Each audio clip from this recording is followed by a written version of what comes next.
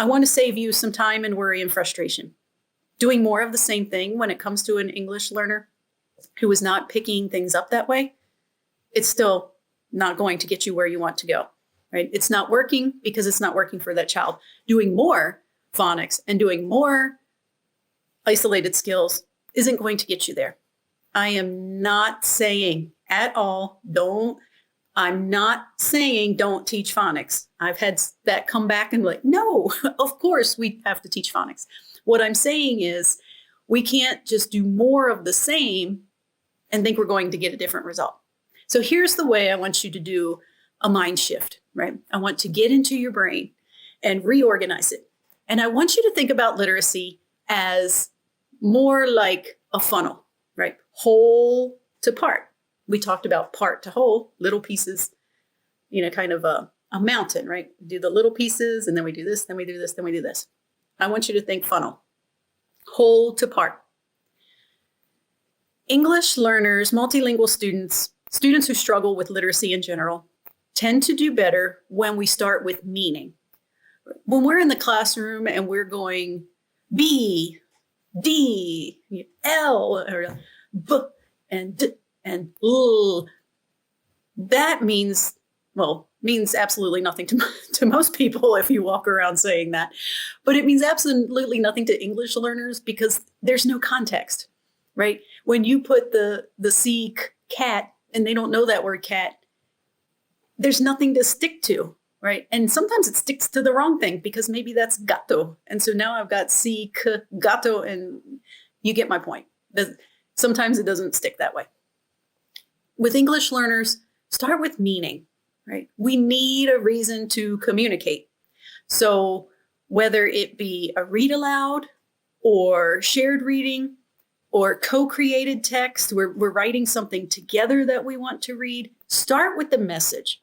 When students understand the message, so let's say we solved a problem in math, and then together we wrote an explanation of the sequence of what we did to solve that problem. So that would be a co-created text.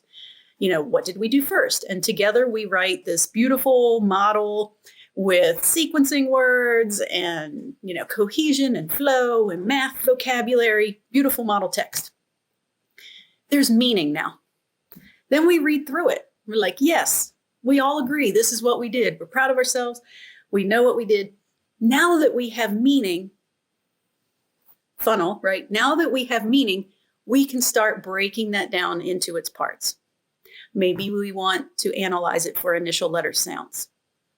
Now we want to look at vowel patterns, and anything you would teach in the traditional style. Now's the time to start bringing it in. Where did we use the k sound? Let's go find it, right? Meaning first, then break it down into the parts. Right? You start with meaning, break it down into the parts, do your mini lessons on whether it be phonics or vocabulary or whatever it may be you're focusing on today, and then pull it back together and take it back to meaning.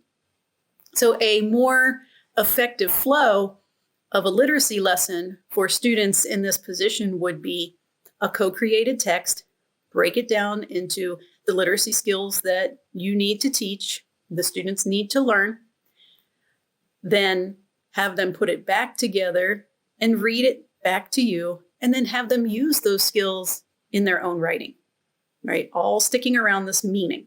In our teacher archive, our membership area, we have a number of examples, video model lessons of this whole to part type process in action, where it's broken down. You get to see some examples and work through it. And it is absolutely my favorite kind of lesson to do in model. So if you have any questions or you need some suggestions, feel free to reach out. We also have an entire 45-hour course built around this idea that takes you even deeper into how to create whole to part lessons and how to make sure you are still covering the range of skills you need to cover in the traditional way, but we're working it into a whole to part type format. And that course is called Whole to Part, right? Early Literacy for English Learners. It's a 45-hour course. So between our membership archive, resources, and examples, And our 45-hour course, we also have the 15-hour course of active learning for early literacy. There's some whole to part examples and models in there as well. It is my absolute go-to strategy for this need. And so you will find it all over the resources for English Learner Portal. So I hope this gives you a way to think about things, gives you something that you can try. Can't hurt, right?